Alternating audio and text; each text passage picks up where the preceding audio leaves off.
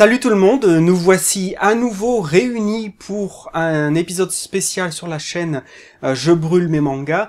On en est à présent au 4e épisode, puisque beaucoup d'entre vous ont l'air vraiment d'apprécier ce concept. Alors je rappelle, c'est pas du tout moi qui l'ai inventé, mais à l'époque on m'avait proposé de le faire. Et puis ça a beaucoup plu sur la chaîne, et puis à chaque fois que j'en fais un, pas mal de personnes me demandent de continuer, afin d'arriver à faire tous les mangas de ma mangatech. D'ailleurs, si vous n'avez pas vu les 3 premiers épisodes, je vous invite à le faire et je vais vous mettre les liens dans la description de cette vidéo. Alors très rapidement, je rappelle le principe. J'ai mis ici dans un chapeau 30 mangas. Alors je me limite à des mangas, donc pas de titres coréens ou autres, et des séries finies. Alors ça peut être des séries ou des one-shots, mais en tout cas, rien qui ne soit toujours en cours de publication. Le but est donc de tirer au sort à chaque fois 2 titres et de les faire s'affronter et d'imaginer si je devais en brûler un, me séparer d'un des 2 titres, lequel des 2 et pourquoi. Alors j'essaierai à chaque fois, à chaque match on va dire, de vous donner quand même quelques infos sur chaque manga pour pas que ce soit trop insipide. Bon je crois que tout est dit, alors c'est parti, générique.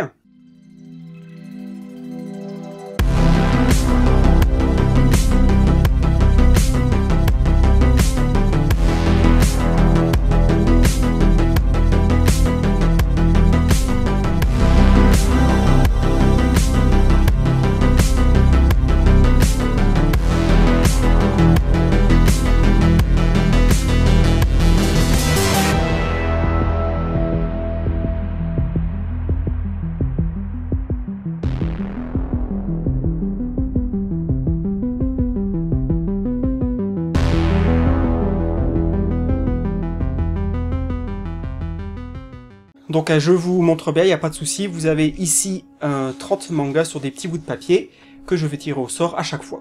Alors, le journal de mon père de Jiro Taniguchi contre le chien gardien d'étoiles de Takashi Murakami, si ma mémoire est bonne. Alors c'est pas évident, parce que j'aime beaucoup Taniguchi, et le journal de mon père, selon moi, est un de ses meilleurs mangas, et de l'autre, le chien gardien d'étoiles est aussi un excellent manga, selon moi.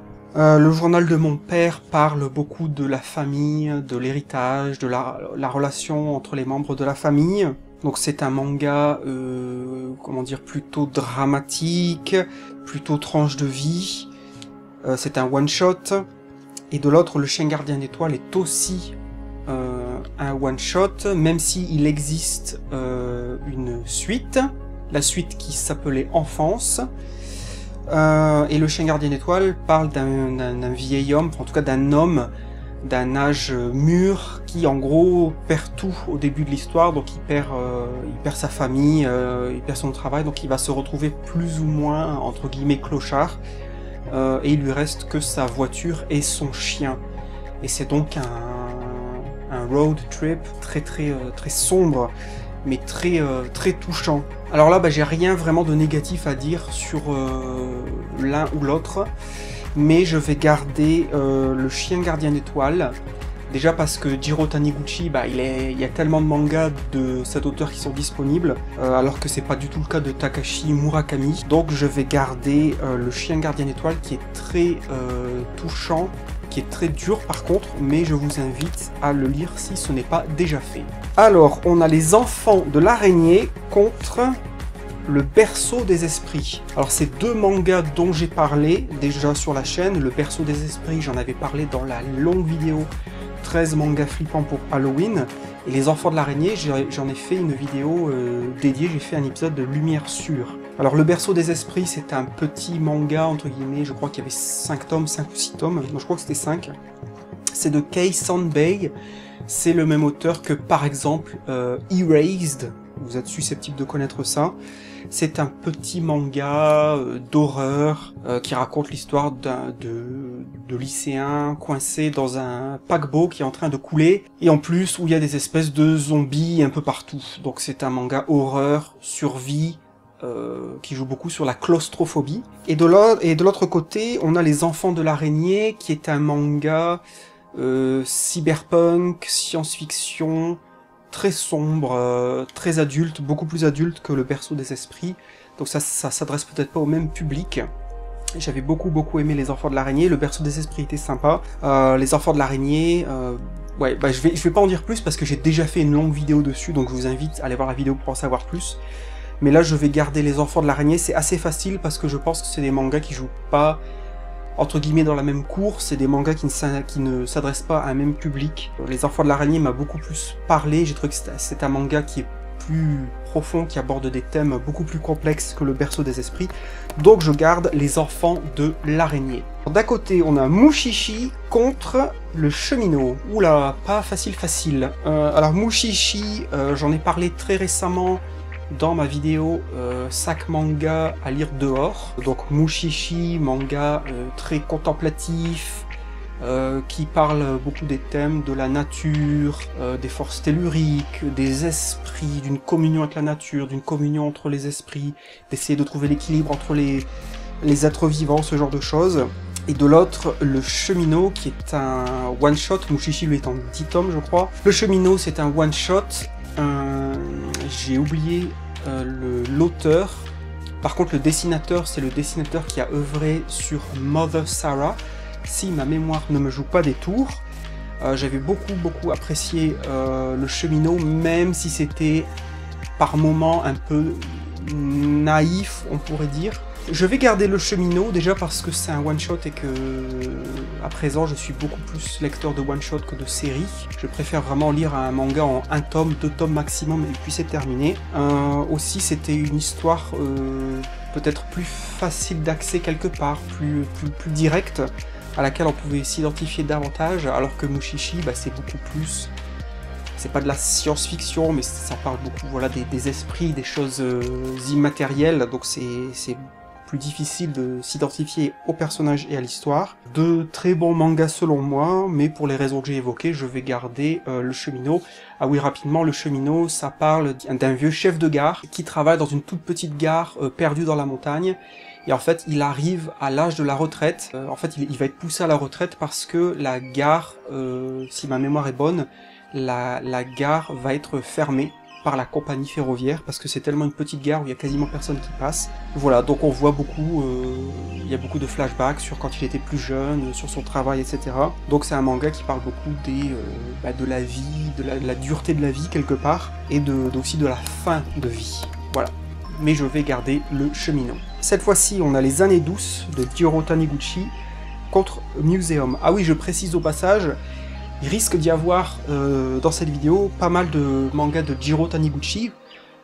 Pourquoi? Tout simplement parce que comme je continue la liste de mes mangas dans l'ordre alphabétique par rapport aux vidéos précédentes, là dans cette vidéo on va beaucoup parler des mangas qui commencent par la lettre L, donc le, la, les, etc. Et il se trouve que beaucoup de mangas de Jiro Taniguchi ont toujours un article devant, très souvent en tout cas. Donc ne vous étonnez pas, c'est pour ça qu'il y aura pas mal de mangas de Jiro Taniguchi. Donc Les Années Douces de Jiro Taniguchi, manga en 2 tomes, contre Museum, manga en 3 tomes. Alors Les Années Douces, c'est en fait, c'est dessiné par Jiro Taniguchi, mais c'est adapté d'un roman préexistant. Et ça raconte la rencontre, plus ou moins une histoire d'amour, même si c'est plus compliqué que ça, entre une jeune femme d'une trentaine d'années et d'un homme beaucoup plus âgé. Donc ça explore les relations homme-femme quand il y a une grande différence d'âge. Et de l'autre, Museum, c'est un thriller, donc c'est une enquête avec un tueur en série et qui joue un peu avec la police. Donc c'était pas mal non plus. C'est pas facile, c'est pas un choix facile parce que j'ai aimé les deux pour des raisons différentes.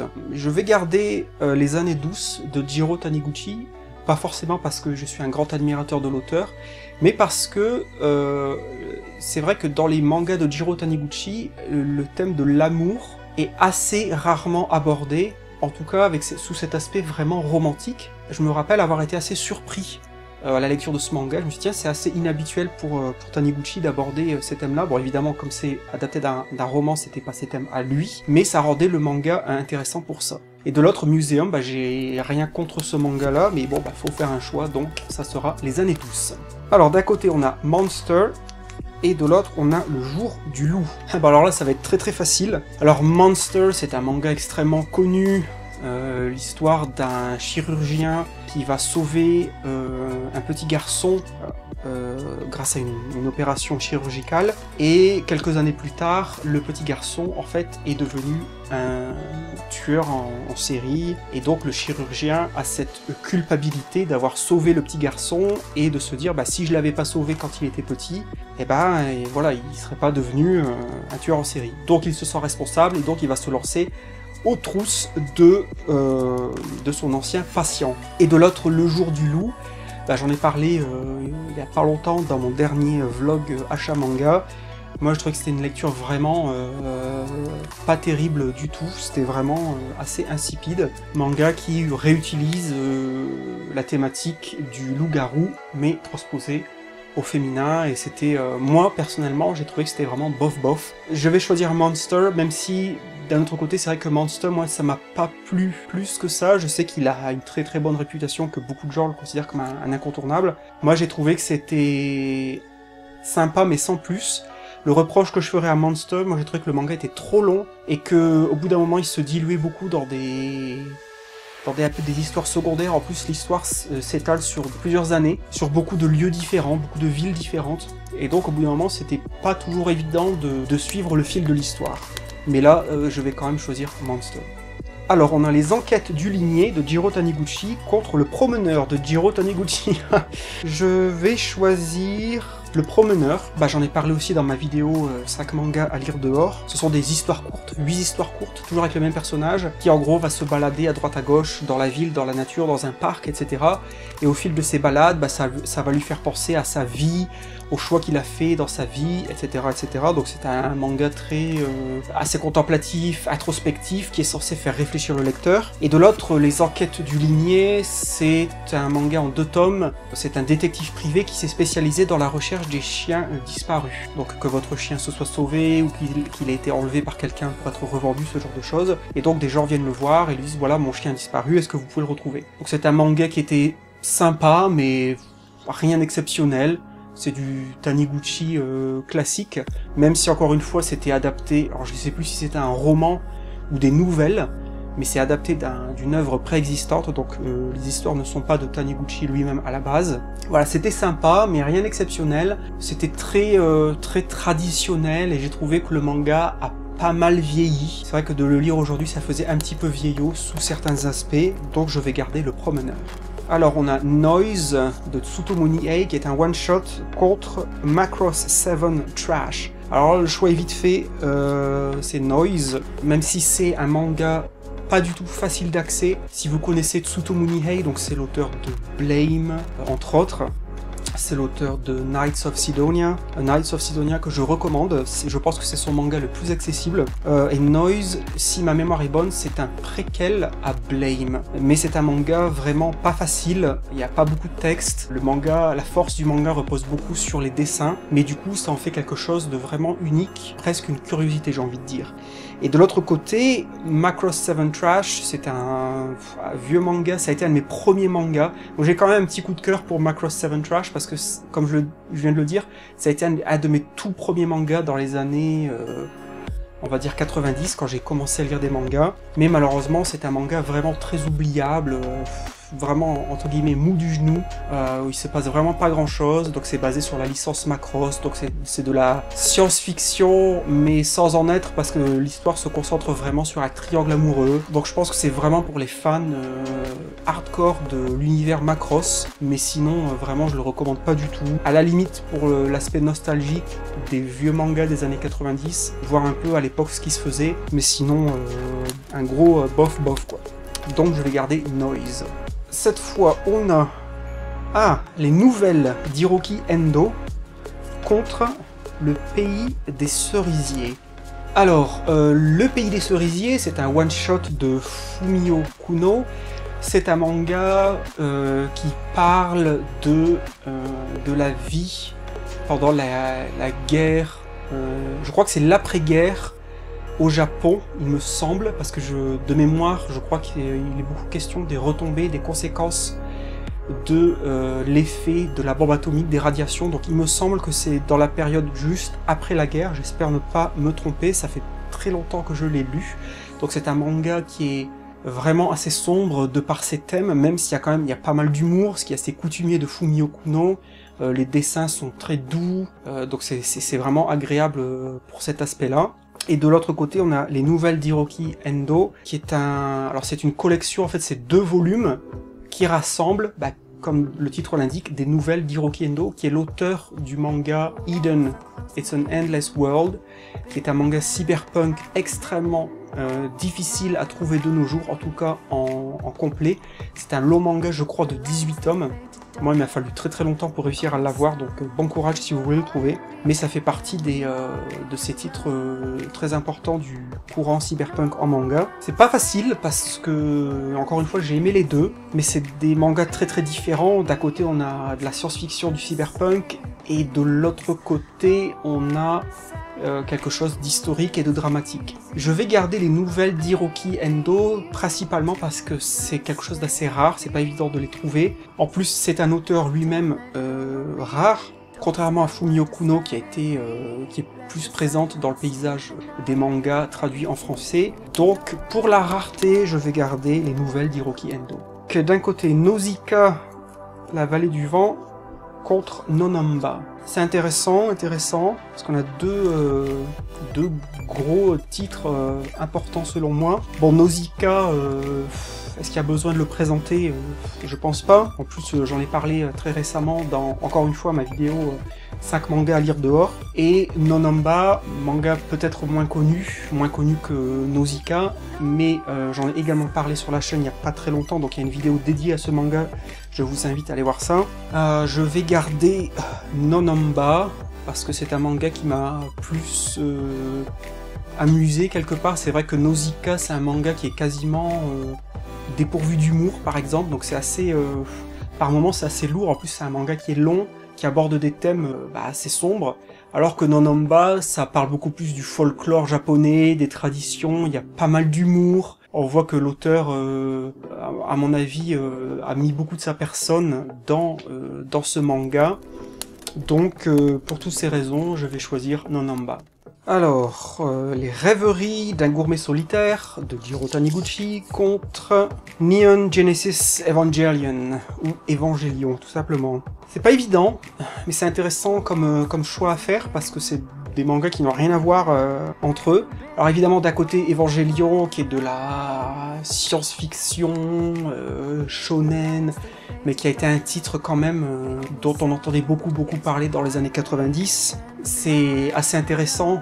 D'ailleurs, ce manga, c'est un très bon exemple de, des problèmes de parution de manga dans les années 90, début 2000, par rapport à aujourd'hui. C'est vrai qu'aujourd'hui, on a l'habitude, surtout si vous êtes un public, si vous êtes beaucoup plus jeune que moi, vous avez l'habitude, pour beaucoup de séries, d'avoir un nouveau tome tous les 2-3 mois, quelque chose comme ça, donc c'est un rythme de parution assez soutenu, assez régulier, sauf exception. Et Évangélion, c'est une série, faudrait que je regarde les dates, mais ça a été la parution en France, ça a été une catastrophe. Je veux pas dire de bêtises, mais je crois qu'entre certains volumes, il s'est écoulé peut-être 1 an, voire plus. Pendant très longtemps, on se demandait si on aurait un jour les derniers tomes de la série. Je sais plus exactement quelle était la raison, si c'était des problèmes de santé des auteurs, ou si c'était un problème de droit d'édition, je ne sais plus. Mais ça a été vraiment chaotique. Et c'était un manga qui démarrait très bien selon moi, qui avait des thèmes, des personnages assez emblématiques, assez charismatiques pour l'époque. Mais c'est vrai que par contre la fin... ça a été un peu... ça a été décevant, en tout cas pour moi. Et de l'autre côté, Les rêveries d'un gourmet solitaire, qui est donc la suite du gourmet solitaire de Taniguchi et Kuzumi, donc Taniguchi au dessin, Kuzumi à l'écriture. Allez, même si Évangélion a pas mal de défauts selon moi, je vais quand même garder Évangélion, parce que c'est un manga qui a une place particulière pour moi. Pareil, ça fait partie des mangas... Quand j'avais encore très peu de mangas à l'époque, quand j'étais beaucoup plus jeune, ça a fait partie des premières séries de mangas auxquelles je me suis attaqué. Donc il y a l'aspect nostalgie qui joue beaucoup, et je pense que c'est un manga que je relirai certainement un jour. J'ai aucun problème avec les rêveries d'un gourmet solitaire, mais il existe déjà le gourmet solitaire, donc le bouquin d'avant, et c'est quasiment la même chose. Donc à choisir, là je vais garder Evangelion. Alors on a Mr. Nobody, manga en 3 tomes, contre Opération Mort. Alors là ça va être un choix rapide, un choix facile, ça va être Opération Mort, donc manga de Shigeru Mizuki dont j'ai parlé il y a très récemment sur la chaîne. Si vous voulez en savoir plus, allez voir la vidéo. Très, que dis-je, excellent manga sur la guerre du Pacifique vue par les Japonais, Opération Mort de Shigeru Mizuki. Et de l'autre côté, Mr. Nobody, manga en 3 tomes, extrêmement ennuyeux selon moi. J'ai été très déçu avec un tel titre, je m'attendais à quelque chose de très passionnant. Ça démarrait bien, mais malgré les 3 tomes, selon moi, le manga s'est très vite perdu. Ça devenait vraiment lourd. J'ai l'impression que l'auteur avait voulu aborder beaucoup trop de thèmes. D'ailleurs, j'ai un peu de mal à me souvenir de l'histoire. Je crois que c'est une histoire de clonage, un homme qui a des souvenirs d'une vie, mais en même temps il sait que c'est pas sa vie, donc il comprend pas, donc il va essayer de mener l'enquête, quelque chose comme ça. C'est très flou dans ma tête, donc voilà, c'est pas bon signe du tout. Donc là ça va être Opération Mort. Alors maintenant on a le Quartier de la Lumière d'Inyo Asano contre les Larmes de la Bête. Oula là, pas facile pour moi là. Les Larmes de la Bête de Yoshiro Tatsumi, c'est un Gekiga contre le Quartier de la Lumière d'Inyo Asano. Alors c'est 2 auteurs que j'aime beaucoup. Aïe, c'est pas évident.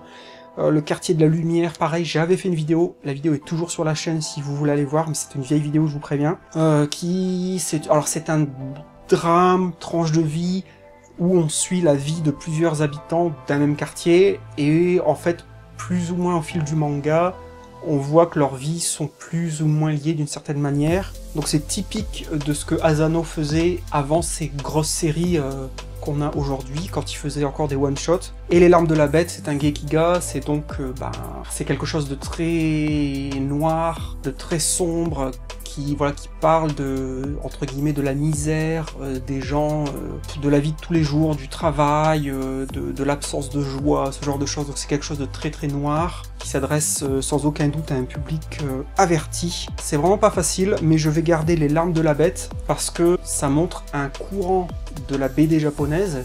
Techniquement, normalement je devrais pas dire manga, mais bon, vous me l'accorderez. C'est un courant du manga qui n'existe quasiment plus de nos jours, et qui donc d'un point de vue, culturel et historique, est extrêmement riche, extrêmement intéressant, alors que Inyo Asano, pas de souci, le Quartier de la Lumière c'est un très bon manga selon moi, mais à la limite je peux m'en passer et puis je peux en lire d'autres. C'est vrai que les Gekiga sont beaucoup plus rares, en tout cas traduits en français. Voilà, donc je vais garder les Larmes de la Bête.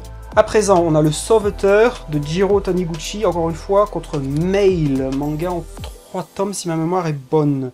Alors Mail, c'est un manga dont j'avais parlé dans la longue vidéo 13 mangas flippants pour Halloween, je vous invite à aller voir cette vidéo pour plus de détails. Mais très rapidement, ce sont des histoires courtes mais qui suivent toujours le même personnage. C'est plus ou moins un détective, entre guillemets, ésotérique, qui a la capacité de voir les esprits, les fantômes qui s'attaquent aux êtres humains, qui prennent possession de leur corps, qui hantent les maisons, ce genre de choses.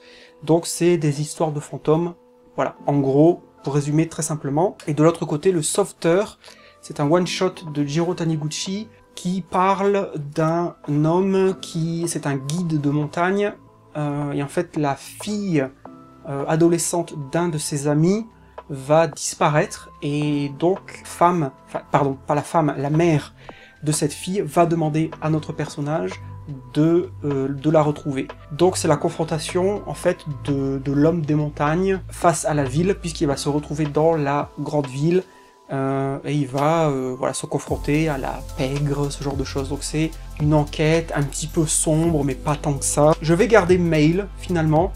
J'ai rien contre le Sauveteur, mais c'est vrai que c'était sympa, mais sans plus. Alors que Mail, j'aime bien le fait que ce soit des histoires courtes, et donc c'est peut-être quelque chose de plus riche, de plus varié en tout cas, parce que même si vous avez le même personnage, il va être confronté à beaucoup de situations différentes. Donc même s'il y a une histoire courte en particulier qui ne vous plaît pas trop, c'est pas grave, parce que peut-être que celle d'après vous intéressera. Donc je garde Mail. Alors, avant-dernier affrontement, d'un côté on a Les Cerisiers fleurissent malgré tout, c'est un manga de Keiko Ichiguchi, je crois.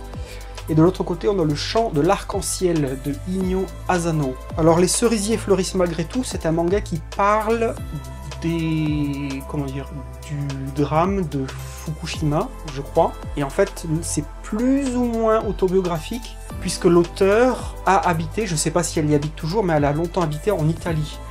Et si ma mémoire est bonne, quand ce qui s'est passé à Fukushima a eu lieu, elle n'était pas au Japon, et donc c'est au travers du manga, elle essaye de nous raconter plus ou moins comment elle a vécu cette situation, ce drame, le fait de ne pas savoir par exemple si sa famille était en bonne santé, s'il n'y avait pas de danger pour sa famille, qu'est-ce qui se passait, etc.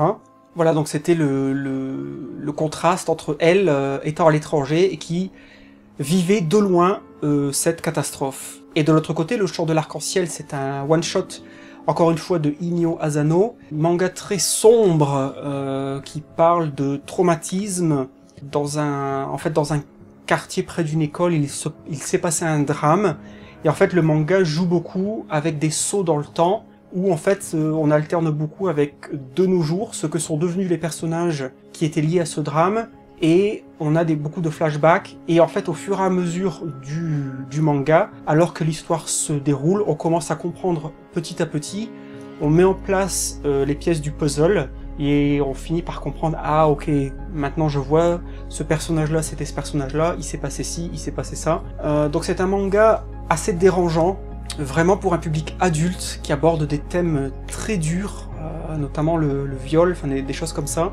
Donc il est très intéressant, mais à ne pas mettre entre toutes les mains. Je vais garder le chant de l'arc-en-ciel, parce que c'est vrai que les cerisiers fleurissent malgré tout. J'en garde pas un souvenir impérissable. Alors je dis pas que c'était une mauvaise lecture, mais souvent si j'ai du mal à me souvenir d'un manga, c'est pas très bon signe. Donc je vais garder le bouquin de Inyo Asano. Et voilà, on arrive au dernier affrontement. Alors on a Manhole, manga de Tetsuya Tsutsui en 3 volumes, je crois, contre le gourmet solitaire de Jiro Taniguchi. Encore une fois, il est partout.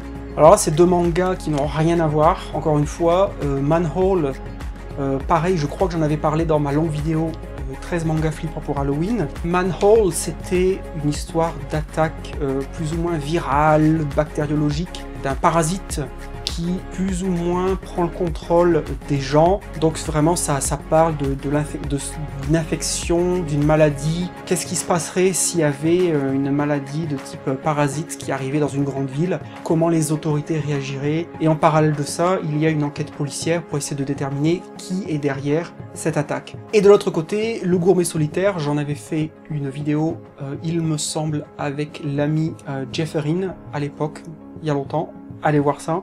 Manga pareil de Taniguchi avec Kuzumi au scénario, il me semble. Un manga beaucoup plus contemplatif, donc rien à voir avec Manhole. C'est un manga qui donne faim, et j'avais beaucoup apprécié ce manga, mais très honnêtement, je suis très sérieux. Je me rappelle que je devais m'arrêter pendant la lecture pour aller manger, tellement le manga me donnait faim, puisque c'est un manga qui parle quasiment exclusivement de nourriture, donc d'un homme d'affaires qui voyage au travers du Japon, et à chaque fois qu'il est dans une nouvelle ville, il essaye toujours de trouver un restaurant original pour découvrir les spécialités locales. Donc honnêtement, c'est pas un choix facile. D'un côté, un manga contemplatif, plus contemplatif en tout cas, beaucoup plus reposant, qui parle beaucoup de la culture japonaise au travers de la nourriture, et de l'autre côté un thriller médical, biologique si on veut. Et franchement c'est vraiment pas facile, hein, parce que selon moi c'est 2 mangas très intéressants pour des raisons complètement différentes. C'est vraiment un choix cornélien, mais bon là c'est le jeu, faut vraiment choisir un, donc je vais garder le gourmet solitaire de Taniguchi. Même si franchement c'est vraiment difficile, Manhole est selon moi un excellent manga thriller, donc pas facile, mais c'est le jeu ma pauvre Lucette. Et bien voilà, on y est arrivé, ça n'a pas toujours été facile, mais voilà, c'était mes choix, il fallait bien les faire. J'espère que cette vidéo vous aura plu, vous aviez été pas mal de gens à me demander de continuer ce principe sur la chaîne, donc de temps en temps, pourquoi pas, c'est une vidéo un peu plus cool, zen, détendue que d'habitude. En tout cas, j'espère que ça vous aura intéressé, et puis n'hésitez pas à m'indiquer dans les commentaires vos choix, qu'est-ce que vous auriez choisi, ça m'intéresse. Comme d'habitude, je vous dis un immense merci d'avoir regardé cette vidéo, n'hésitez pas à la partager. Je sais que je dis ça à chaque fois, mais malheureusement, c'est, je pense, un des seuls moyens pour faire connaître la chaîne si vous souhaitez m'aider à atteindre ce but. Donc n'hésitez pas à la partager sur vos réseaux sociaux, Facebook, Twitter, Instagram, que sais-je encore. Mille merci une fois de plus, et puis écoutez, tout simplement, je vous dis à très bientôt pour une nouvelle vidéo sur Orion Manga, et d'ici là, portez-vous bien, et puis n'oubliez pas, restez curieux.